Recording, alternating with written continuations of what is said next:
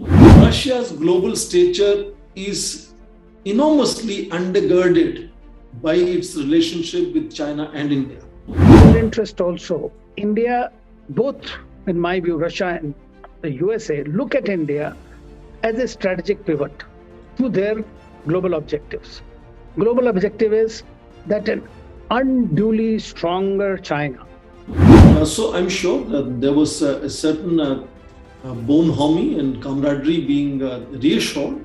And that is what happens when great leaders meet.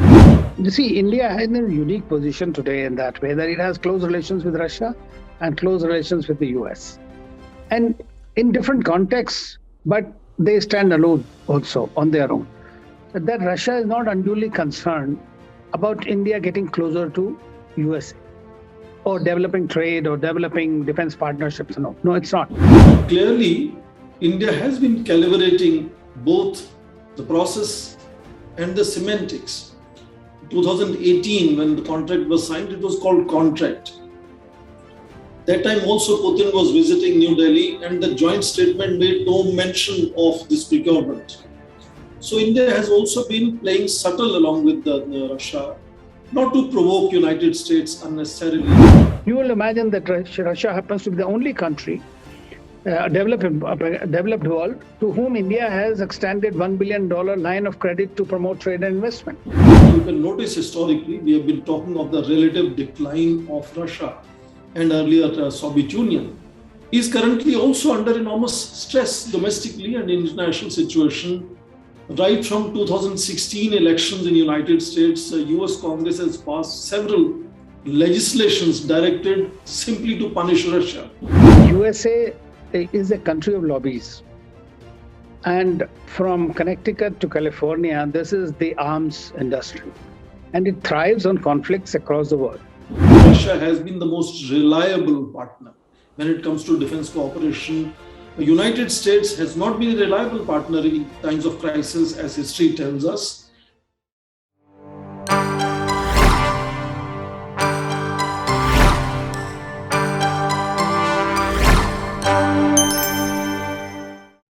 Hello, patrons and followers of Diplomacy Direct. Over its 74 years of democratic and non-aligned journey, India had many partners and alliances in geopolitics.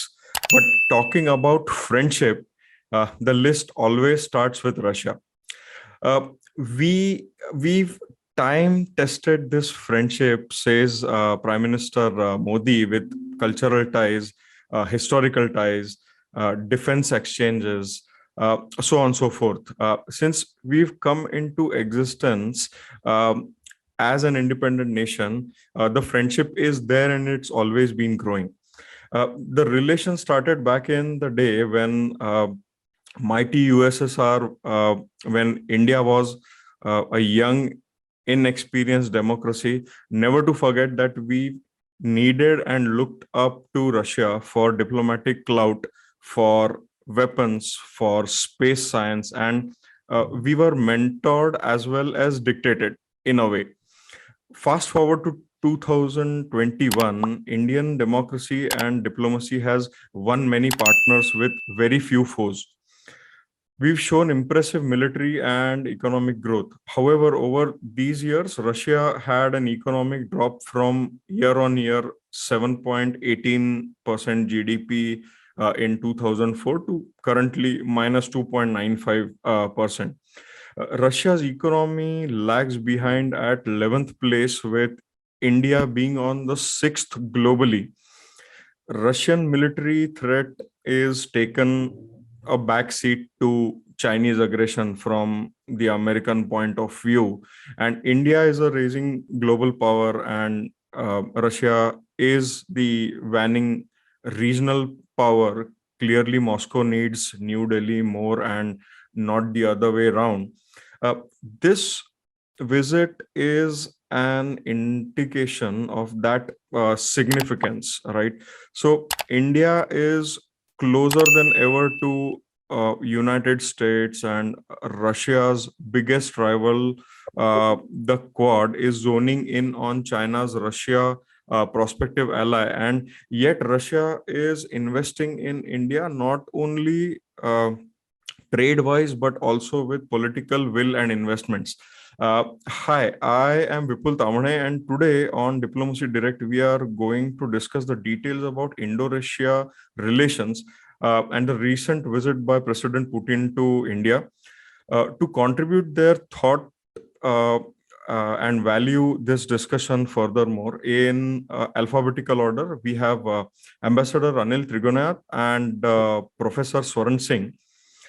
As a career diplomat, Ambassador Anil Trigunath was India's ambassador to Russia, Libya, Jordan, and has served in Indian missions in Malta, Cote d'Ivoire, Bangladesh, Mongolia, US, Russia, Sweden, and Nigeria, mainly for today's relevance, the Russian point, right? Ambassador Trigunath is a member of Governing Council of Raisina House, US NAS Foundation, Indian Forum for Public Diplomacy, and is Secretary of Association of Indian Diplomats, former ambassadors group. He is a visiting fellow at the Oxford University. He has served as ambassador at Moscow and was a part of overseeing several bilateral foreign and economic policies, which makes his perspective to today's discussion so valuable. So welcome to Diplomacy Direct yet again, Ambassador Trigunath. Thank you so much. Just to correct a little bit, that I was a deputy chief of mission in Moscow in the rank of ambassador. Okay, so, sure. Thank you very much for having me with you. Thank you, sir. Next up is Professor Swaran Singh. He is a chairman at the Center for International Political Organization and Disarmament, Diplomacy and Disarmament Division at the School of International Studies, Jawaharlal Nehru University, New Delhi. He's a president of the Association of Asia Scholars, Asia-wide Network, New Delhi again. The General Secretary at Indian Congress of Asian and Pacific Studies, Varanasi, member of governing body at Society for Indian Ocean Studies, New Delhi, member of the advisory board for Communities Without Boundaries, INC, Atlanta, Georgia, USA, senior fellow at the Institute of National Security Studies, Sri Lanka, Colombo. He's a visiting professor at China, West Normal University, Nanchang, Sichuan, China, and the RIIO University of Economics and Finance, Kunming, China. So it's immense pleasure to welcome Professor Singh. Professor Singh, welcome to Diplomacy Direct. Thank you, Vipul, for having me on your program. Thanks, sir. So getting right to it, my first question is to Ambassador Trigunath, sir. So talking about political investments, the one that Putin is making, President Putin did not attend the G20 summit in October, neither did he attend the COP26, that's the climate change conference. And Russia is in middle of a massive standoff with Ukraine, with 1 lakh soldiers on its border with Ukraine, and is at the diplomatic loggerheads with US with sanctions and other threats right now. Also, Russia is at a beef with Europe over gas and is battling its worst COVID wave of 75,000 deaths in October itself. In this critical time, why did President Vladimir Putin choose to fly down to India? Some say this was an invite by PM Modi in finalization of S-400 deal to also symbolize 20-year-old Indian-Russian annual dialogue, the tradition set by Prime Minister Vajpayee ji. Some say it is to remind India of the India-Soviet treaty, which enabled India to bring Pakistan down to its knees in 1971, around almost this time of the year. With all this in air, why was Putin here really for his 6 hours visit? Thank you, Vipul. Whatever premises you have made, let me say all those fit in somehow or the other. It's only a question of degrees. Okay. But there are two things that I would like to say. That in your earlier comment, you said that Russia needs India more and India less. I think that is untrue because both the countries need one another, and it is extremely important for the security, the stability, the continuity of this relationship. And let me tell you one thing, having served there during various times, I mean, 7 years, 2 terms, I was there in Moscow. So what is something that I can tell you is that relationship before that, before Putin came on the scene, was going through a much difficult phase. Both were trying to have good relations with USA, so to say, or with the West. But then Russia got disenchanted with them rather fast and started. Then Putin came on the scene. It is, I must say, and I can say on authority, that it was President Putin's personal investment in reviving and carrying on the relationship with India 20 years ago. Ever since he has been on the scene, he has been driving it to a great extent.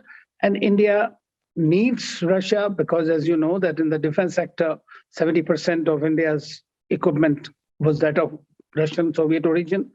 Russia has stood with you throughout, whether in the United Nations Security Council or in 1971 standoff, or otherwise also. Even at the standoff with China, many people will say, Russia was the one country which may not have overtly stated anything, but it continues to support you. It even tried to bring about both India and China together in Moscow in that meeting. So from Russia's perspective, India is an important country, partner, and they call it a special and privileged strategic partnership that is started. From India's perspective, as you know, in space and in hydrocarbons or in your nuclear area, all these critical areas for your development. I mean, leave aside the early 50 years of support that we got in our own industrialization phase. The Russian contribution continues unabated. It is also true that Russia is a declining power.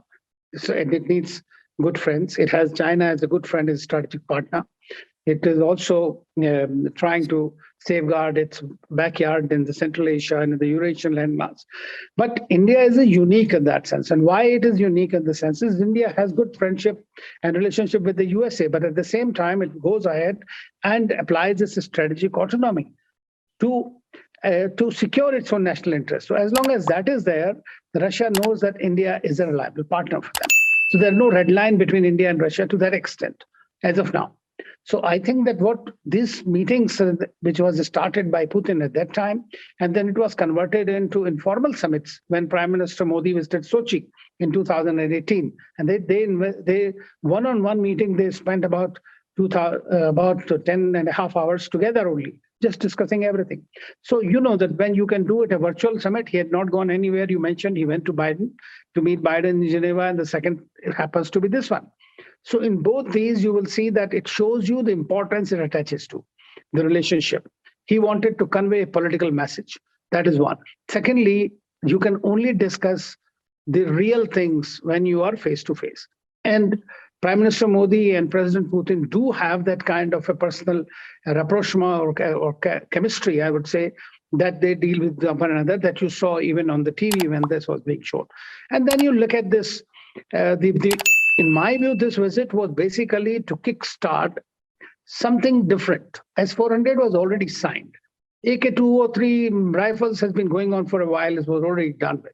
It was also that Russia has decided that economic dimension of the relationship is extremely important because that has been our weak link.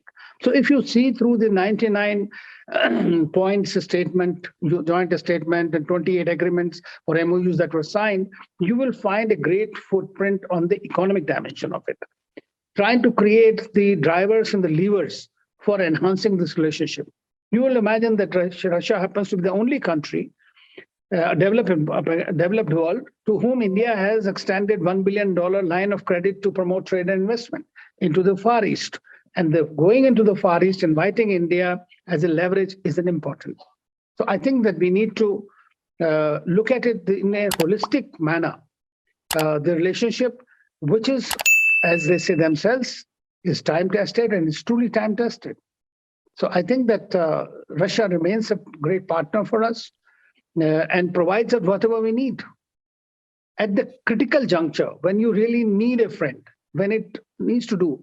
So whether it is developing Chennai Vladivostok corridor, going into the Arctic, or working in the Far East, or working in cybersecurity, counterterrorism, others, there are other actors. I mean, because it's a global power, it has to have relationships with all the countries wherever it can, and it wants to exercise its influence. But with India, it has been pretty special in my view. Thanks, sir. That gives a perspective for the starters. Now, so India is actually, like you said, the deals have been done, but from the armament perspective, it's always like India is Russia's biggest defense market, always has been. In the same time, New Delhi is hedging its bets and dealing like a boss with Russia and US too at the same time. Now, US sanctions Turkey for buying Russian weapons, the same S-400 system, and Turkey is a NATO ally for that matters. Countering, so basically this is under the Countering America's Adversary Through Sanctions Act, Clause 7, that says transactions with Russian defense or intelligence sectors.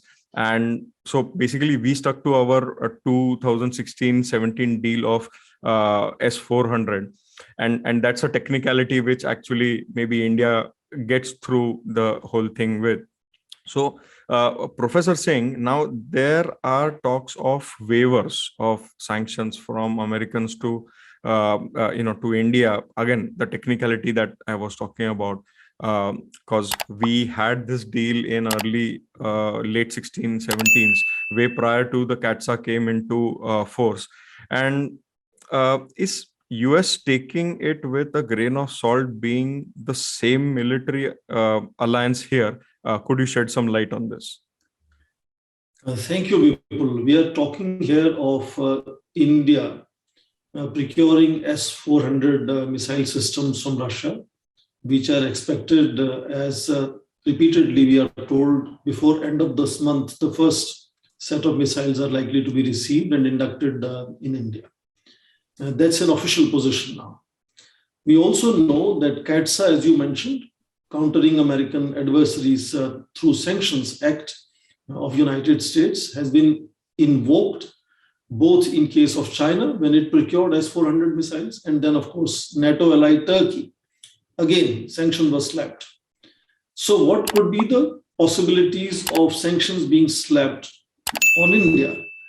Clearly, India has been calibrating both the process and the semantics. 2018, when the contract was signed, it was called contract. That time also Putin was visiting New Delhi, and the joint statement made no mention of this procurement. So India has also been playing subtle along with Russia, not to provoke United States unnecessarily beyond a point. Now, what is interesting to see in current situation when the missiles finally land on Indian shores and are inducted is an equation that you have to notice between the three leaders, Vladimir Putin, Narendra Modi, and Joe Biden. You understand Joe Biden has been under enormous stress domestically. His popularity ratings have been falling, particularly after this precipitous withdrawal from Afghanistan, no ending of the spread of pandemic, employment problems for people in America, economy not showing any resilience. So apparently he is not in a most powerful position to act very, assertively vis-a-vis an emerging very close ally and a major defense partner called India. Putin, likewise, you can notice historically, we have been talking of the relative decline of Russia and earlier Soviet Union, is currently also under enormous stress domestically and international situation. Right from 2016 elections in the United States, US Congress has passed several legislations directed simply to punish Russia. And of course, all kinds of other permutations that the United States has continued to make, particularly during President Trump administration time, which also makes Putin looking for partners in that sense. Now let's look at India. India's track record has lately been relatively one of rising curve. I'm not saying India is equal to United States. United States GDP is 10 times stronger than that of India. It's the strongest military on the planet. But nevertheless, the trajectories, if you notice, are distinctively in favor of India. Now, in that backdrop, notice that in September, Indian Prime Minister had a face-to-face, in-person meeting in White House with Joe Biden. As Ambassador just mentioned, in those closed-door meetings, you can discuss things in a completely frank manner and in a great confidence. Howsoever secure online conversations could be, I don't think people can be fully assured of security. So therefore, closed-door meetings between great leaders are significant in that sense. So Indian Prime Minister has had a closed-door meeting with Joe Biden and now another closed-door meeting with President Putin. So apparently there is some kind of arrangement being thought of as to how this issue will be tackled in terms of India receiving S-400 missiles and whether sanctions are going to be imposed on India. The optimistic assessments are that sanctions may not be imposed on India because we'll find some way of explaining our semantics or grandfather clause. As you just mentioned, the negotiations began earlier than the legislation began to be discussed in US Congress. But let me also put my neck out and say, in case sanctions are imposed, maybe they will be just ceremonial sanctions, very minuscule, to just, kind of show the world that the legislation that was passed in US Congress was, stood by, they appreciated and followed that legislation. And worst case, this won't be the first time sanctions are imposed on India. India has received sanctions from the United States all the way from 1974, first atomic test that India did. So this is not going to derail any relationship either of India and Russia or a relationship of India and the United States. Both are enormously significant for us. As Ambassador just mentioned, Russia has been the most reliable partner when it comes to defense cooperation. The United States has not been a reliable partner in times of crisis, as history tells us. But we have signed a large number of foundational and other agreements with the United States now, which puts in India-US relationship, even in the limited defense sector, in a very, very novel and very potent kind of a context. Whereas the relationship with Russia over a period of time, if you follow studies done by SIPRI, which is Stockholm International Peace Research Institute that does all these trends and trajectories of defense cooperation and arms transfers, it has shown that in 20 years past, from 2/3 to less than 50% is the contribution that Russia makes in India's defense procurements. Whereas the curve of United States supplying India has gone up relatively. So both have their own advantages and disadvantages for India, and therefore India would continue to engage both these nations. And both these nations also find important, relationship with India as a, destination for transfer of their defense equipment. But last point, let me quickly make, is the overarching overall relationship you have to notice. Simply $8.1 billion trade with Russia compared to almost $100 billion trade with the United States makes an enormous difference for us. And I think that is something that will have to be noticed. And very last point on this, their relationship is today facing certain formidable challenge because Russia is a time-tested friend. United States is an emerging new, very close friend of India. But both Russia and India see themselves today engaging each other's arch enemies. Russia is engaging China enormously with something like $45 billion of trade and huge amount of other technology transfers, defense cooperation, energy transfer. And India likewise has increasingly become closer to United States, which is an arch enemy for Russia in that sense. So it's a situation of what we call as a complex interdependent situation where they understand their limitations and strengths, and therefore I think they will be calibrating to minimize the damage and maximize their benefits in building partnerships, particularly sectoral partnership, where India is emerging as a major investor in Russia now, not just the procurement of defense equipment. So therefore, they will be looking at what are the cost-benefit analysis on both sides. And I assume that sanctions either will be delayed, not imposed, or will be very, very ceremonial in worst case situation. And India would then gradually go ahead and receive rest of the missiles, S-400 missiles over a period of time. Yeah, so basically the systems have already come in October, and we are just waiting in for the missiles. And talking about the curve that Professor Saab you mentioned right now, is that understanding India or taking India as a growing arms market is always been there as a case. But here, a very technical question here for Ambassador Tridinath sir, is that CAATSA was getting formulated whilst President Barack Obama's visit, and actually this entire curve towards India was ushered by President Barack Obama in a way.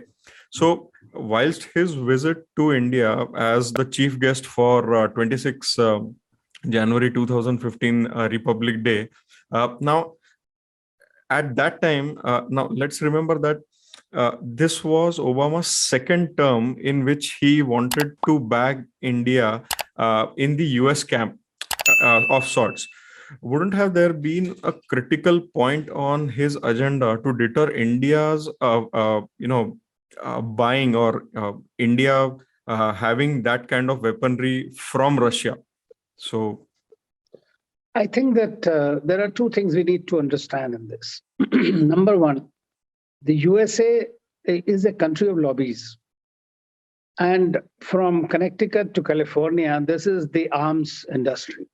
And it thrives on conflicts across the world and the markets that they have. This is an important, a very important dimension of their foreign policy, to supply any country that they find anywhere, so that's there. Whether you rely on them, they have the dual use and all kinds of legalese, whether how much you can use the equipment that's provided by them against them. So India was not very sure about what it can get from USA, even though it has been interested in that. Same thing applies to, not that they do not know what you are buying today. Everybody knows everything. SIPRI compiles, and intelligence agencies are working on everything. And when you make a defense, and so is Russia. Russia has been looking for a bigger market, and India has been one of its biggest market. India, Iran, Algeria, and all these countries. For the Americans, it has been Saudi the biggest, and India now the second largest. But this year, again, with the, if you come to think of it, but what I'm looking at is a very interesting dimension. I mean, of course, Obama could have spoken, but we would not agree to that, because at that time, as you know, about 10 years ago, or even when Clinton came. So it was like we have been integrated quite a bit with the Russian defense stream. And the reason for that has been the Russians have always been ready to give us the technology, which no other country agreed to do that. So we have been always looking at manufacturing in ourselves so that we could have some kind of a self-reliance. Within India, we can depend ourselves, because we have not one but two enemy kind of situations on our borders. So India tried always to have some kind of a dependence, and dependency a little bit on the country that can stand up for you. I mean, I'm telling you, Russia, China are real strategic partners like us today, right? But at the same time, they are ready to transfer all technologies to India. For example, this AK-203, it'll have 100% technology transfer, and it'll be 100% manufactured and made in India, which will be across our armed forces. Everybody will have that. This will be the sole weapon which everybody will have, the latest rifle. Similarly, there will be S-400, then it may be upgraded to S-500. You never know. So we have to look at our interests first. And India is not a banana republic or a small country whom you can bulldoze and do that. So that's been our hallmark. It may have its negative repercussions sometimes. It does. Some country may not be happy with you. But then I always believe in one thing, which some people may not agree, that at the end of the day, I used to tell a lot of my Arab friends who are oil-producing countries, I said, at the end of the day, you're not going to drink your oil. You have to sell it. And where will you sell it? The biggest markets. The biggest markets are in China and India. So you have to sell them. So when you make arms, some country has to buy it. So if we are buying it today, what is happening is we have definitely bifurcated or trifurcated or multifurcated, like France, Israel, USA, and Russia. They all remain partners. So we are getting whatever we can get. And I'm quite doubtful, given the way, I mean, you've seen what happened to Turkey, you can see what happened to UAE, which wanted to buy F-35s, now it is buying Rafales. So when you cannot depend on whether USA will be able to provide you the same kind of a thing at competitive cost, that is more important also for you. And then here is a possibility of you being able to manufacture. I mean, I have always maintained, after having served in Russia and seen it myself firsthand, that they provide you technology. Whether you are able to use it or not is entirely your beat. If you are not able to use it, then it's your fault. Yep. So like, for example, BrahMos is one of the finest missiles, which we have done in joint venture. And it is not only this area, it is in the nuclear, in the space, in cyber, in umpteen areas that we have a collaboration going on with that country, where they're ready to help to the extent possible. Where you feel a win-win kind of a situation exists. It's a market. So we should learn to leverage our market. That's what I want to say.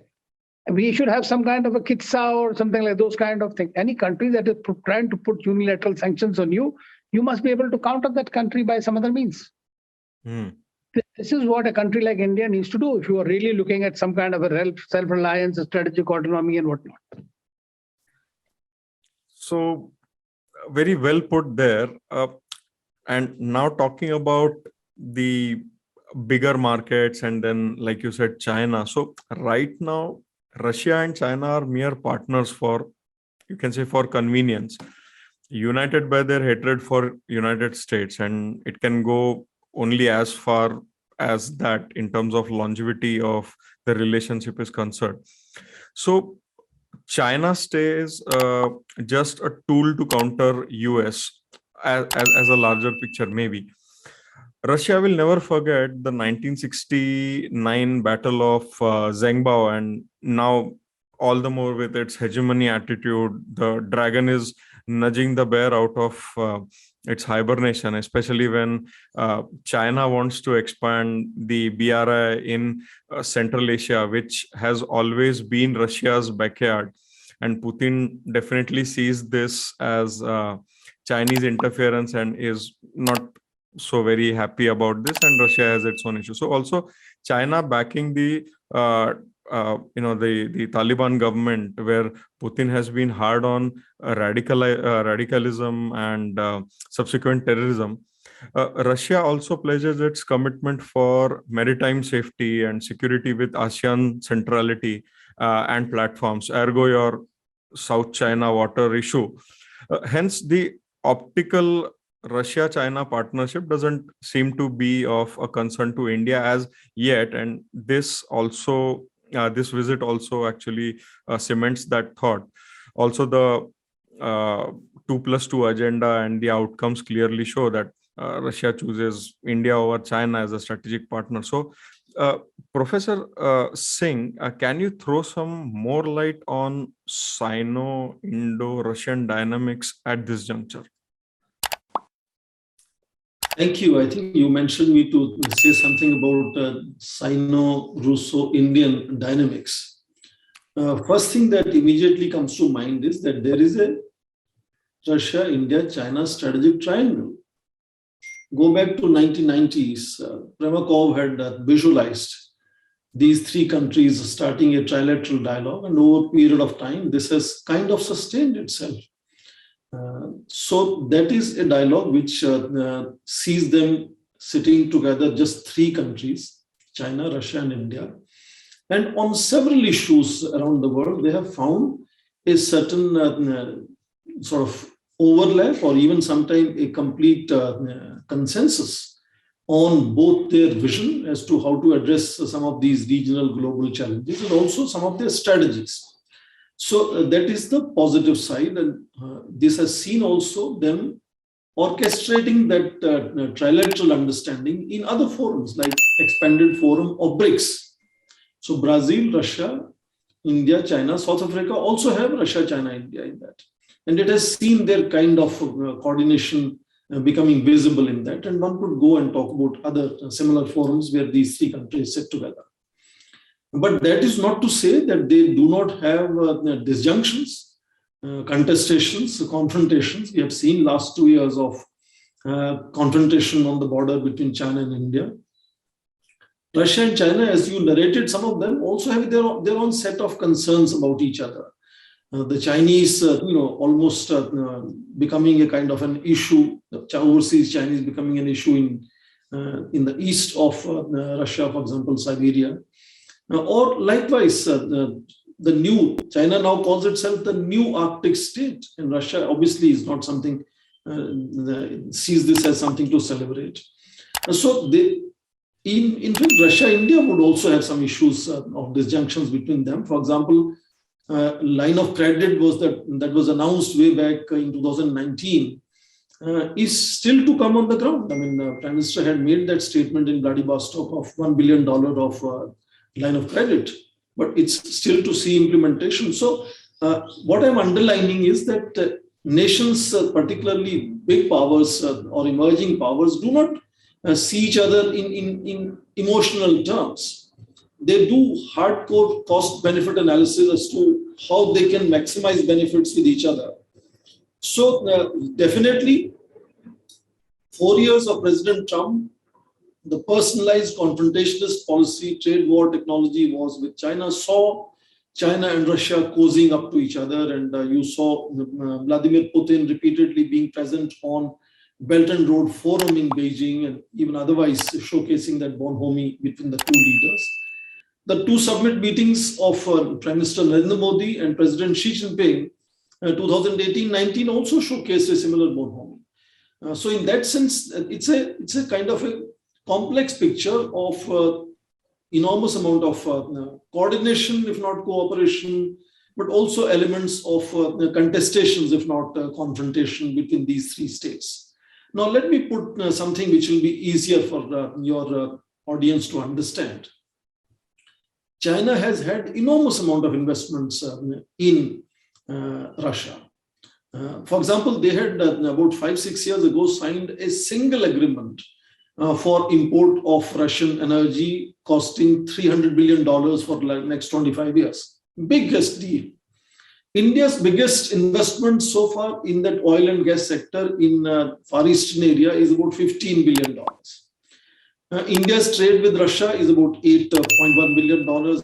China and Russia trade is about $45 billion. So economic engagement and investments that China has done in Russia or Russia has done in India and in China show that I think there is a stronger bonding that is happening in case of China and Russia. And India's bonding is time-tested, historic, but it could be described as relatively shrinking.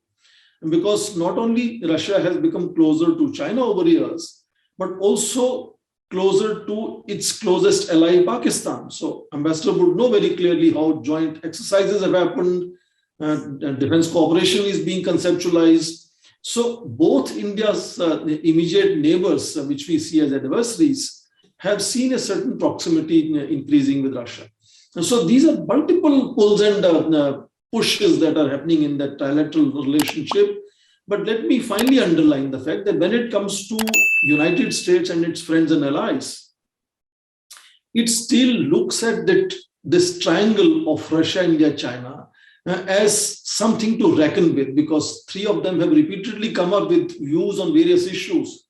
Issues like, slapping sanctions on Iran or slapping sanctions on North Korea. These three have definitely stood up in sort of joint position vis-a-vis these issues, which have not been in tandem with Western positions, which have been at variance with Western positions. India, of course, is one of the three of these, Russia, China, India, which has lately, shall we say, drifted gradually closer to United States and its friends and allies, which could be seen partly triggered by the tensions with China to some extent. So that kind of redefining of equations may be seen, something that will concern Russia particularly, but also to some extent concern China. And that is why you see that last year, it is Russia that was trying to help facilitate, if not mediate, in bringing both the defense ministers of China and India to Moscow, and then foreign ministers of India and China, to make sure that the triangle doesn't get derailed. Because, and that's my last point, Russia's global stature is enormously undergirded by its relationship with China and India. Minus China and India being its close partners and friends, Russia's global stature really gets undermined. So Russia sees this as in its own interest to make sure that it is able to constantly stay, in good relationship with both China and India. And therefore, you have noticed that in times of tensions, Russia is very careful as to what kind of language it uses in, and not appearing to be taking sides between China and India, but still making sure that it is able to facilitate a certain amount of dialogue between China and India. So in that sense, the triangular relationship of Russia, China, India is a kind of a frame that is significant in determining the trends of global politics, is something that Western nations, particularly United States, stays very aware of, but it has its own limitations. And I think if you want to notice just last 10 years or so, yes, the comparative strength of Russia, India, China strategic triangle can be seen as diminishing over a period of time. And India's relationship with the United States, and of course, United States friendship comes with a package deal of all the friends and allies of United States, has become kind of a buzzword of security narratives as to how security architectures are being reorganized.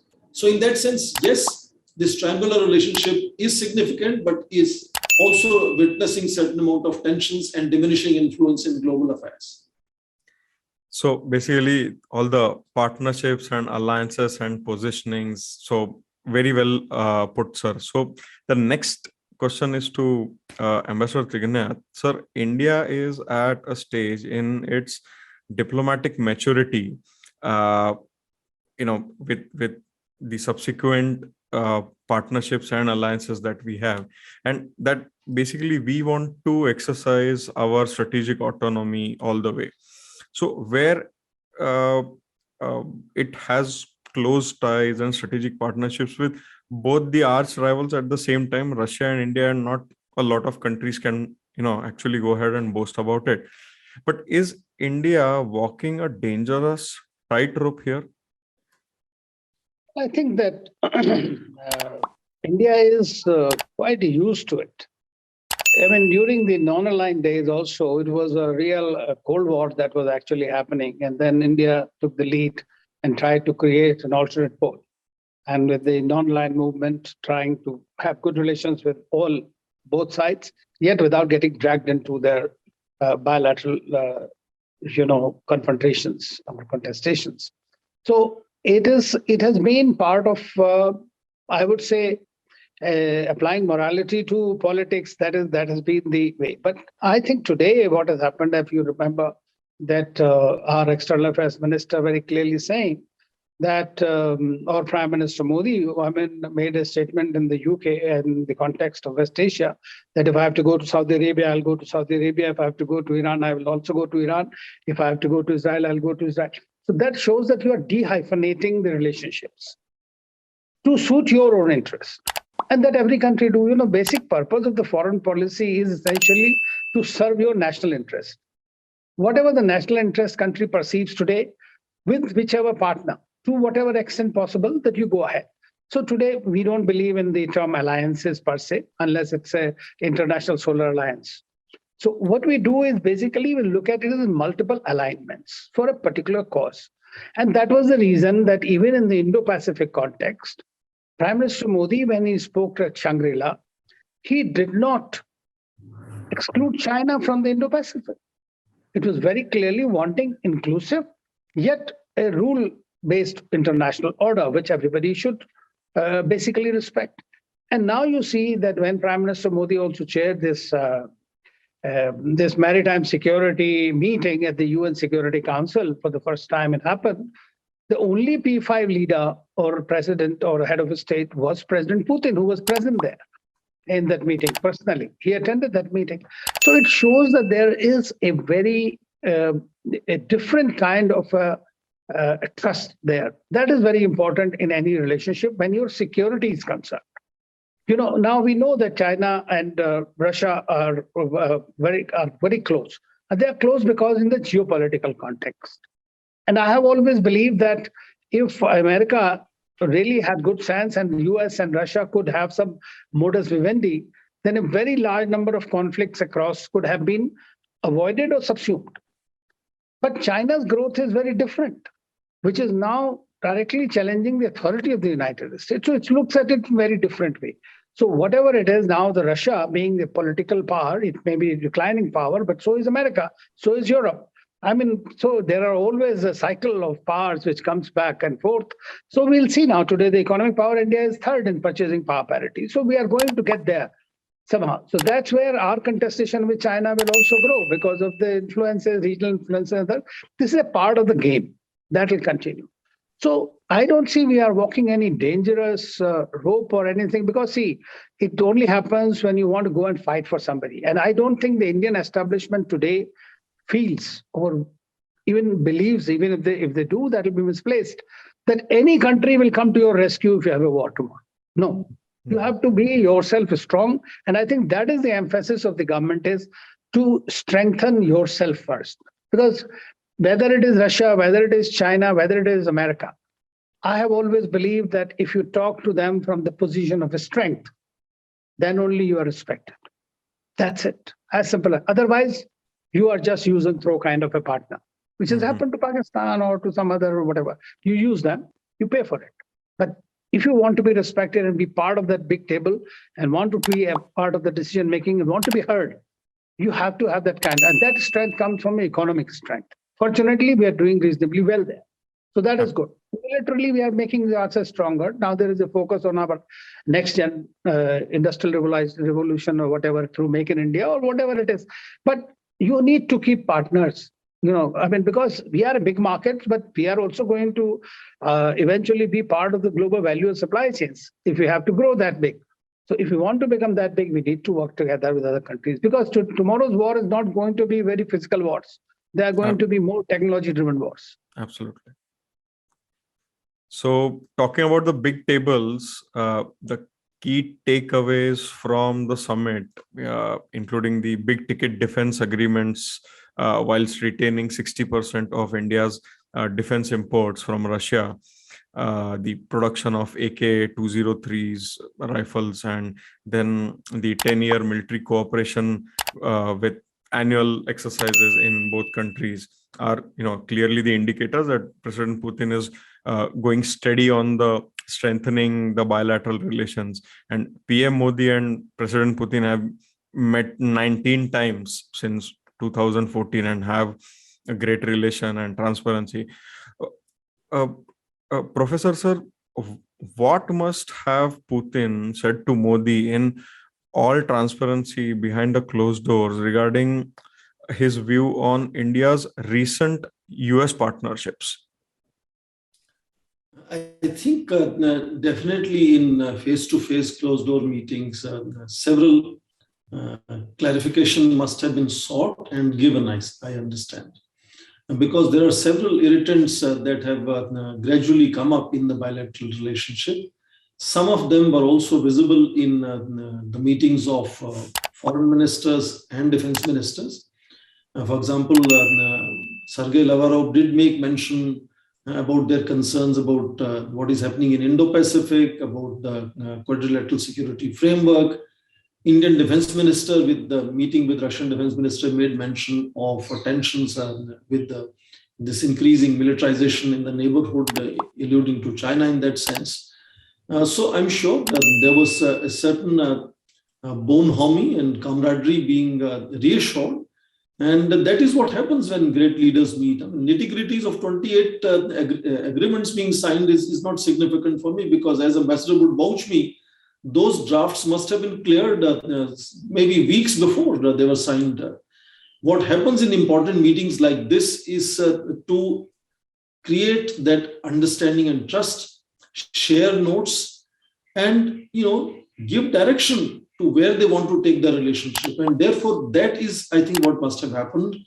And the fact that he came to India, despite the fact that from 2019, President Putin has not traveled out of Russia. The only time he traveled was to Geneva, as you mentioned, halfway to meet President Joe Biden. He was not having the summit meeting in the United States. So this makes it a first summit meeting where he's all the way traveling to the host country. And that has symbolisms for both our domestic constituencies, but also to the rest of the world, to notice that these two countries are going strong, and therefore irritations that may have come into the media lately are not impacting their mutual bonhomie and partnership. And in that sense, I think two leaders themselves could take each other in confidence and have a frank discussion on things that they think are significant from them, for them, and they need to know where the other partner is moving, whether that partner is moving together or at variance, and if other partner is moving at variance, how to deal with that issue.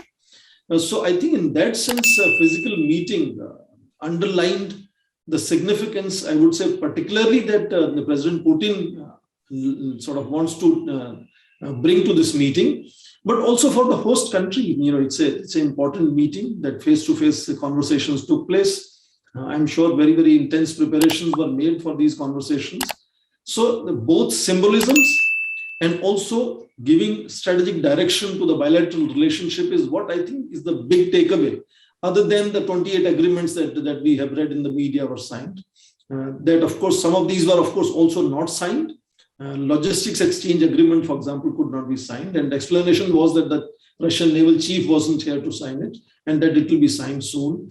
So some of the other areas could also not be covered, of course, at this stage, which also shows that it's not completely, milk and honey kind of a situation between the two countries, and there are hiccups, and some T's need to be, cut, and I's need to be dotted. So it's a kind of a interesting layout of, I think, largely positive outcome of bilateral relationship, very strong signal to the rest of the world, but also standing by what they think is important for their national interest, as Ambassador said, and not really giving up to just make sure that every agreement they thought should be on the table to be signed. And some of these are still pending for consideration. So it's a mature relationship in that sense of both countries, which is a good sign for a stronger partnership between Russia and India. Sorry. So, Ambassador Sir, on the flip side, how will this visit be seen from the US front? Well, one thing is there that we have very many discussions with the US, same kind of system that we have, nearly 50 odd mechanisms between our two countries. So when we discuss, you see, India is in a unique position today in that way that it has close relations with Russia and close relations with the US.